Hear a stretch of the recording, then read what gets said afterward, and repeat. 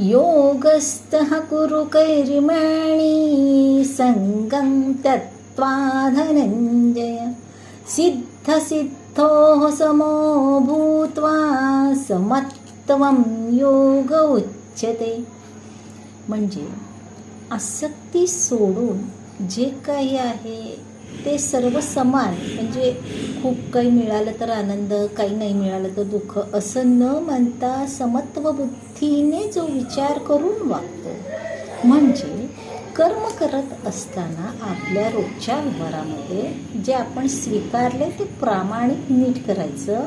जर समजा एखाद्या ठिकाणी काम करत आहे आपण आणि पैसे कमी दिले म्हणून ते जे ठरलेलं काम आहे ते कमी करणं, पाट्या टाकणं, म्हणजे त्यामध्ये करण्यामध्ये चुकारपणा करणं, तर मग यश कसे मिळणार, सुख आणि आनंद कसा मिळणार? जो कर्म प्रामाणिक समत्व बुद्धीने करतो तोच योगी होतो.